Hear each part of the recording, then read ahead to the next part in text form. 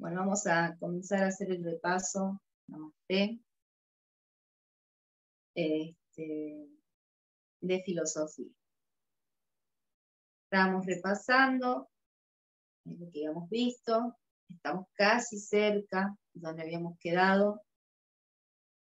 Entonces estábamos en el estudio de los Vedas, los textos sagrados de la India, que son el Rig Veda, el Yajur Veda y el Sama Veda, ¿sí? El recitar poético es el Rig Veda. El Yajur Veda es el uso del sacrificio, ¿sí? Y el Sama Veda son los cánticos, ¿sí? Bueno, después habíamos dicho que teníamos mantras, que era el mantra, ¿no? Los brahmanas. Habíamos estado repasando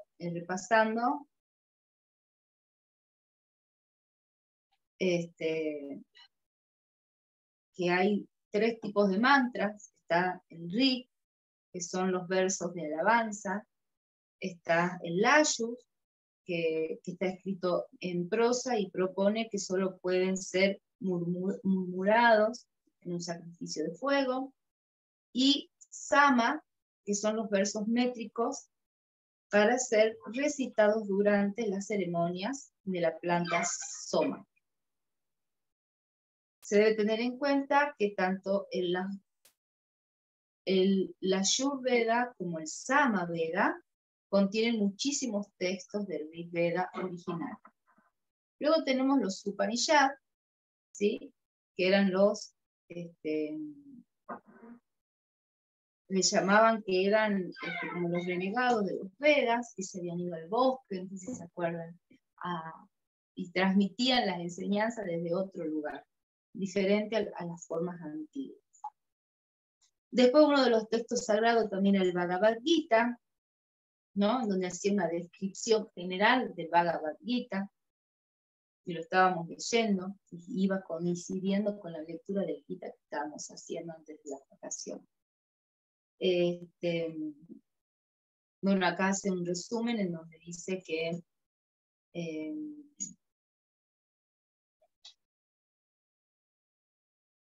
el Gita con sus 700 versos es parte del Mahabharata. ¿Sí? Todo esto, por supuesto, antes de Cristo. Su contenido es la conversación entre Krishna, que es la reencarnación de Vishnu, y Arjuna, que era su primo en ese momento. Y su primo y amigo Arjuna, en el campo de batalla, en los instantes previos a una guerra que se llamó la guerra de Kurukshetra, toda la familia de ellos, que ellos eran primos, la mitad se había dividido peleando por un reino, y se habían convertido, habían vuelto demoníacos, ¿entienden? Habían ya corrompido todos los principios del camino del Dharma. Sin embargo, los Pándavas preservaban esas virtudes. Se terminaba un ciclo, una era, ¿sí? De Dwapara Yuga, e iba a empezar la era de Kali, en donde es la era que corresponde, no se la puede evitar porque forma parte del mundo material, en la época de la oscuridad, como nosotros, ¿sí? Fíjense que estamos en una estación todavía, que es de oscuridad, porque estamos alejados del sol, que es el invierno. Y el invierno propone introspección y hace que se acrecente un poco más tu oscuridad. Y ahí empiezan tus batallas. Cuando se termina esa era, o este ciclo, o esta estación, sale el sol. Pero no todos libraron sus batallas. No todos siguen como querían, no todos, o sea, siempre pasa algo, ¿entienden? ¿Por qué? Porque se acrecenta la oscuridad, la dualidad de la oscuridad. Y podés hacer un montón de cosas, ¿sí? Que te han transmitido desde tu religión, o por ejemplo en la escuela de yoga, para librar tus batallas. Llega un momento en donde estamos solos, que fueron las vacaciones de julio, en donde, bueno, ya nos juntábamos por 2 semanas, y en esas 2 semanas cada uno tuvo que ir por sus propias batallas, ¿no? Justo el invierno. Y bueno, y ahora nos estamos juntando para tratar de seguir luchando en batalla, que es acá, acompañados nuevamente de Krishna, de Dios, de los ángeles, de la luz, tratar de hacer más luz en la época de oscuridad. A veces es importante poder hacerlo solo, pero bueno, si no se puede, siempre es importante que hayan personas que sostengan la luz. En el caso, todos nosotros que estamos aquí presentes. Entonces, bueno, ahí hablaba en el Gita, exponiendo esto como si fuera afuera,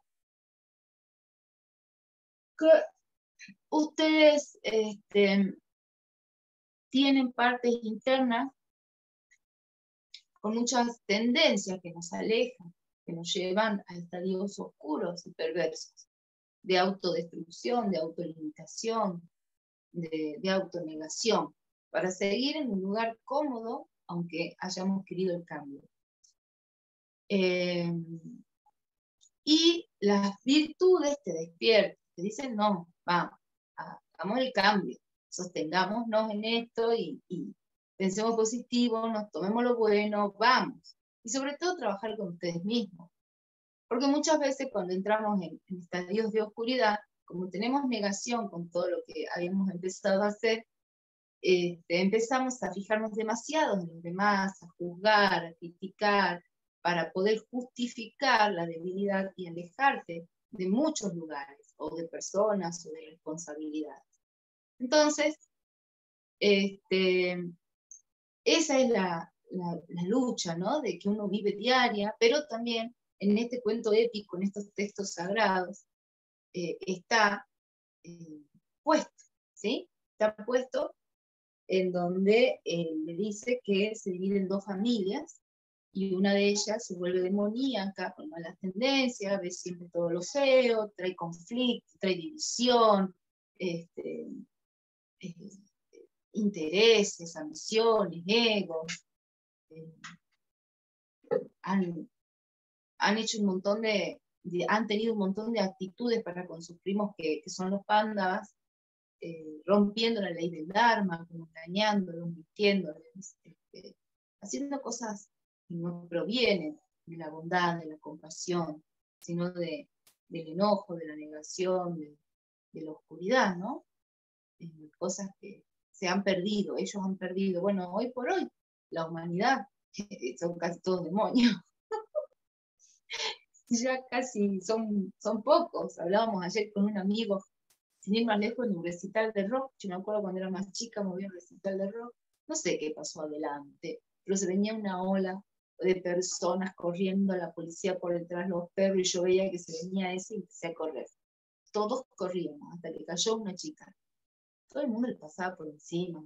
Un zapato de ella quedó por allá, la pisaron, la empujaron. Yo veía eso y esa chica estaba adelante. Cuando yo pasé por el lado de esa chica, obviamente, como todo el mundo, quería seguir corriendo. Pero algo dentro mío me decía, no la podés dejar tirada. Sí, no podía, y tenía 16 años. Y bueno, entonces yo agarré, me paré como pude para tratar, arrastrándola, porque todo el mundo te empuja, la alcé del suelo para que la dejen de pisar. Pero cuando otras personas vieron eso, empezaron a hacer barrera para que la gente que venía corriendo no nos pase por encima. Unos cuantos se compadecieron, ¿no? Entonces una acción activa la bondad de los demás. Y personalmente no podía dejar tirada. No es ser quien pueda para todos, pero la mayoría sí, sabes quien pueda, corrían todo. Entonces en ese lugar, te voy a decir rock and roll, rock, sí, en un recital de rock vos podés tener ese tipo de actitudes y eso te define, ¿sí?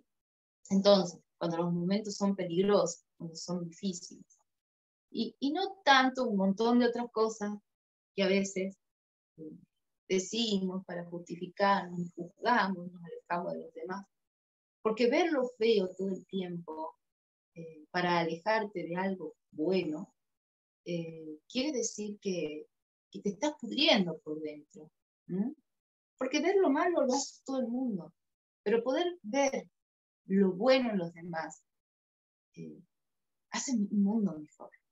Porque convengamos que todos nosotros, incluida, tenemos mucho por mejorar, pero ya lo sabemos. ¿Mm? Pero poder honrar lo bueno o lo poco bueno que hacemos es sagrado. Porque cosas malas tienen todos, pero no todos tienen actitudes virtuosas. Entonces, con eso nos tenemos que quedar. Siempre la vida es una elección. Entonces, así llevamos luz a donde hay oscuridad. Así viviendo con los principios que representan estos hermanos Pándavas. Y no dándole lugar a todas esas partes oscuras que te vuelven egoísta, que te aíslan, que te vuelven necio, que te hacen retroceder en el camino, que no estás en paz con vos ni con nadie, y no te estableces en ningún lado, entonces no podés crecer. Porque una plantita puede vivir en una bolsita con tierra de aquí para allá, va, viene, pum, la vende, la compra, Ahora, para que esa plantita crezca, necesita tierra, ¿sí? Mucha. Necesita un lugar, porque a las plantas no les gusta que la cambien de lugar todo el tiempo. La misma naturaleza te muestra cómo es tu naturaleza tierra dentro tuyo. Entonces, tienes que establecerte en un lugar espiritual, emocional, intelectual y crecer. Si no, por más que sea una plantita muy bonita, no vas a crecer. Corres el riesgo de, al no estar conectada con la matriz, en la tierra, con las raíces, con la naturaleza, de secarte. ¿Mm? Entonces, ¿qué pasa cuando uno se empieza a secar? Se empieza a opacar. ¿Mm? Entonces es muy importante que le pongamos energía, no solo a establecernos físicamente, porque a nadie le gusta estar mudándose todo el tiempo, ¿verdad? Lalita, ¿puedes moverlo un poquito? ¿Sí? Bien. Entonces nosotros vieron el desorden, el desequilibrio que nos genera mudarnos, ¿no? Y bueno, uno tiene que establecerse dentro de uno mismo para que podamos estar estables internamente y lo que suceda afuera no nos afecte, ¿no? ¿Por qué? Porque dentro nuestro estamos estables. Pero si dentro nuestro estamos también inestables, como fuera, un día acá, otro día allá, agota, enferma, estresa, cansa y le da poder a otras partes nuestras que nos consumen. Y nos confunden. Entonces es importante que ustedes se establezcan internamente. Cualquiera que fuera su religión, sus hábitos, lo que hayan elegido que les haga bien y sostenerlo. Sostenerlo. Entonces esa fortaleza llena de luz tu interior y llena de luz donde sea que vayas. Y no sos vulnerable a ningún cambio externo porque internamente estás estable. Arjuna no estaba estable en el campo de batalla porque había muchas cuestiones que no entendía. Entonces, para que él pueda luchar y preservar el planeta, para que no todos se vuelvan demonios, porque iba a venir la era de la oscuridad, y si prevalecía un reinado de demonios, todos los principios del Dharma, del origen espiritual que tiene la humanidad y la semilla cósmica que teníamos dentro, se iba a fundir en el olvido, se iba a desvanecer. Entonces, para que eso no suceda, había que quedar reinando los seres que preservaban la virtud del ser humano. Y aún así, cuando pasó a otra era y Krishna se fue, hasta incluso los Pándavas empezaron a debilitarse. Y bueno, por lo menos llegamos como llegamos al día de hoy, ¿no?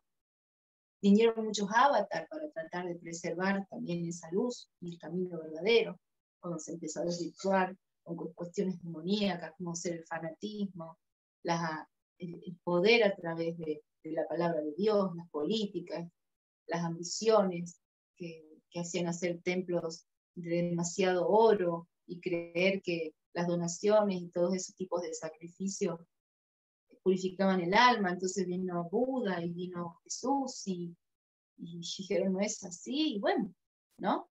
Y así, cuando todo se empieza a desvirtuar, nace un avatar para poner todo en orden y que retomemos siempre el camino de la virtud, del dharma, del deber, de lo correcto.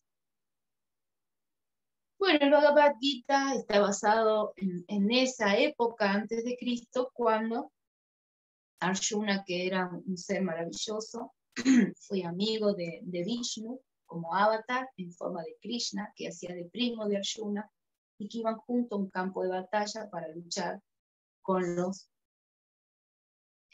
familiares que se habían vuelto demoníacos y querían reinar el mundo.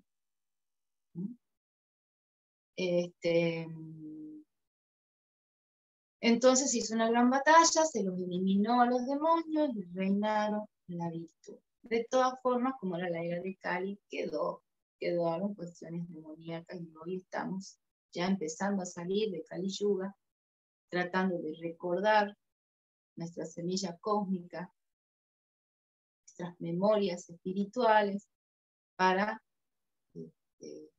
después de este ciclo, el alma esté más madura, recupere lo que le corresponde por derecho de nacimiento, por derecho de conciencia, y pueda empezar a seguir evolucionando como fue el plan desde un principio, hasta tener un cuerpo crístico y dejar de estar preso de las tres influencias de la materia, que siempre nos lleva a que en alguno de sus ciclos pisemos el palito y volvamos a caer y empezar de nuevo, ¿no?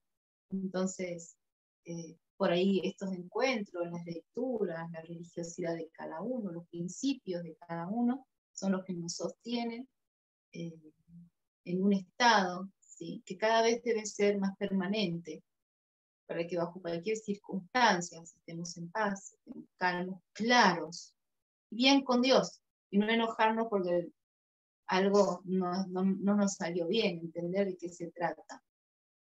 Y entender que el yoga, uno no canta y hace un montón de cosas para evitar los problemas, sino para confrontarlo de la mejor manera, como dice el rezo de San Francisco de Asís. Bueno, entonces acá hablaba, ¿sí?, en lo que era la filosofía hindú, un texto importante dentro de la filosofía hindú, que es el Mahabharata, que cuenta toda la historia, desde que ellos son chiquitos hasta todo lo que pasó en el campo de batalla, que no se cuenta en el Bhagavad Gita, porque el Bhagavad Gita es una extracción donde Krishna le explica las verdades del universo para que Arjuna haga lo que le corresponde, porque él no quería matar a todos sus familiares que estaban en un plano de oscuridad, porque matar iba en contra de los principios. Tenía razón. Pero entonces, ¿cómo Krishna argumenta eso? ¿Por qué ahora estaban bien? Y entonces le tuvo que explicar lo que era la vida, la muerte, de dónde viene el ser humano, cómo fue creado, qué pasa cuando la gente muere. Bueno, y ahí en ese libro están las grandes verdades de la mística y la creencia de la espiritualidad que ha llegado también a Occidente. Ese sería el Bhagavad Gita, ¿sí? Bien. Acá también dice que el Bhagavad Gita se le dice Gita también.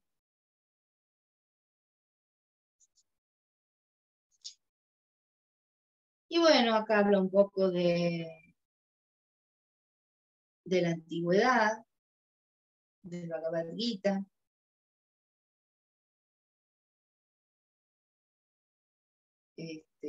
Lo sitúan aproximadamente en el siglo V y en el siglo II antes de Cristo,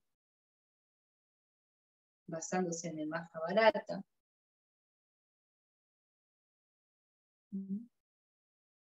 Y bueno, para profundizar en el Bhagavad Gita pueden ingresar los viernes a las 8 de la mañana para poder estudiar el Bhagavad Gita.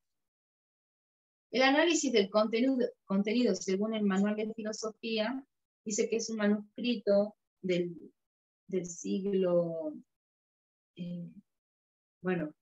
XIX, que se desarrolla en el capítulo Bhishma Parva del Mahabharata y consta de 18 capítulos del 25 al 42, con un total de 700 versos. Los propios versos utilizan la variedad y el estilo de la métrica sánscrita, con símiles, metáforas, siendo escrita de una forma poética que tradicionalmente es cantada. De ahí el título, El Canto del Divino. Hablamos que en el siglo XIX se la hizo libro, pero era un conocimiento transmitido en Gurukula, de maestro a discípulo, en forma de canto, verbal, como lo hacía Jesús, que se contaba con sus discípulos, y él hablaba, él no escribía. Tenía a los discípulos, escribían para no perderse algunas cosas o para después replicarlas con la gente, pero él no dejó nada escrito. Entonces, esto era así.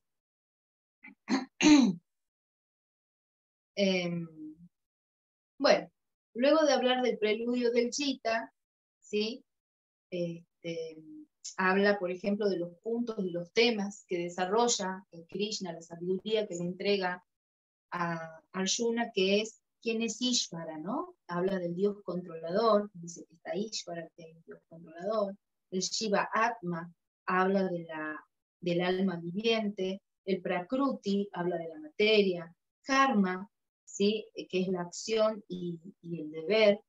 Kala, que es el tiempo. Y así va hablando también de lo que es el Atma, de lo que es el ego, el yo falso. Y después están los Yoga Sutras de Patanjali, ¿sí? Es el libro que se considera más representativo para entender las ideas y las propuestas filosóficas y morales del yoga, en el texto llamado Los Yoga Sutras de Patanjali. Este texto se comentará con mayor profundidad más adelante en el manual. ¿Bien? Bueno, luego de eso, que hace una breve descripción de lo que son los Yoga Sutras, tenemos cómo definir la palabra yoga, eso lo vieron con Mónica. ¿Sí? ¿Qué es el yoga? Fue para la fecha, la Semana Internacional del Yoga, que nosotros le hemos festejado, ¿no? Ahí se ha hablado de lo que es el yoga Chitta Nirodha, que lo pueden leer y ver la profundidad. Luego, para poder reflexionar todo lo que se habló o se lee, hay lo que es un cuestionario, ¿no? Considera que el mantra yoga es una forma o rama o una escuela de yoga. Entonces ustedes tienen que empezar a responder este cuestionario para poder reflexionar sobre lo que se estuvo leyendo, ¿no? Eso es importante para hacer un afianzamiento de este conocimiento que nos ayuda a tenerlo en cuenta en nuestro diario vivir para ser personas espirituales. O yogis.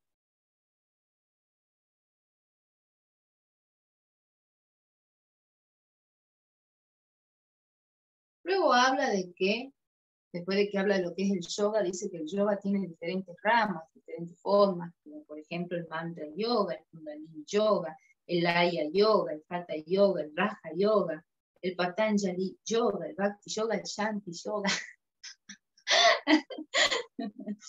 ¿No? Así que bueno, eso es lo que estuvimos viendo. Después habla de que hay dentro de esos diferentes tipos de yoga, hay 5 ramas principales, que son las que hemos estudiado mucho en el hatha inicial: karma yoga, bhakti yoga, jnana yoga, raja yoga y hatha yoga. y describe, por supuesto, un poquito a cada una de ellas. Que es importante que las repasen, ¿no? Como para tener ustedes un resumen y reafianzar el conocimiento entregado ya o estudiado tiempo atrás.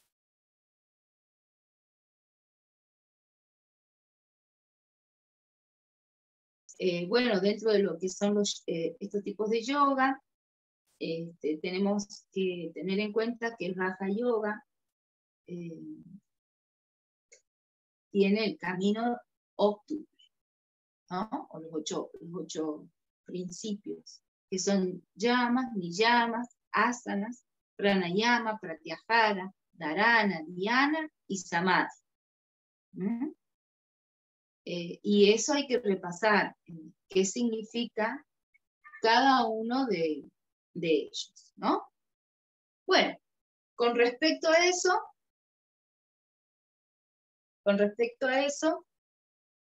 vamos a profundizar entonces en nuestro próximo sábado, en nuestro próximo encuentro. Vamos a profundizar en el camino óptuple, viéndolo desde diferentes perspectivas, no solamente con la perspectiva que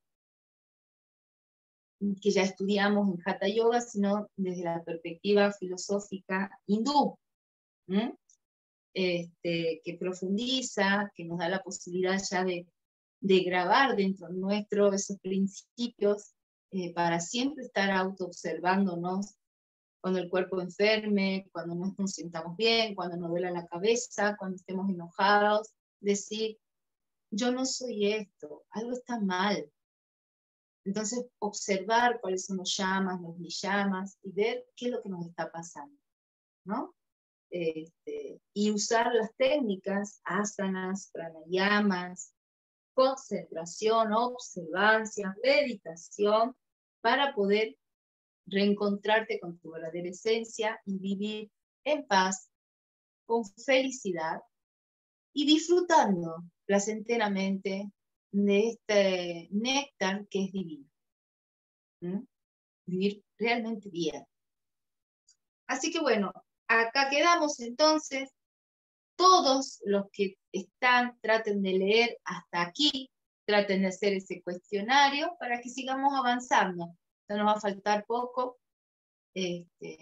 Tenemos hasta fin de año para terminar con este librito y agregarle unas cositas más para que este encuentro y también curso para el que quiera crecer, ¿no? Y poder transmitir esto, lo estudie correctamente. Hoy me tengo que retirar temprano, entonces no puedo dar mucho lugar a opinión o preguntas. Les pido 1000 disculpas. Tenemos que dar un curso con Lalita, entonces estoy un poco con el tiempo ajustado.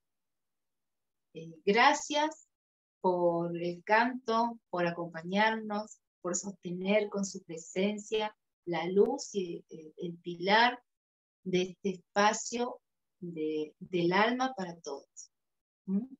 Los quiero mucho y nos estamos viendo en clases. Nos vemos el miércoles, el viernes y el sábado de la semana que viene en estos encuentros del alma. Muchas gracias. Namaste. Namaste. Gracias, maestra. Namaste. Gracias. Extraño sus opiniones, pero bueno, no me queda tiempito. Chao, Lalita, no te vi, pero chao. Saludá, vení, saludá. Pasa que está ingresando a los alumnos al curso que vamos a dar ahí. Acá está Lalita. Buen día, estoy como conectada con otra cosa, perdón. Bueno, nos vemos. Chau, chau. Nos vemos, chicos. Un abrazo. Gracias por existir, gracias por estar. Gracias por sostener este espacio. Namaste.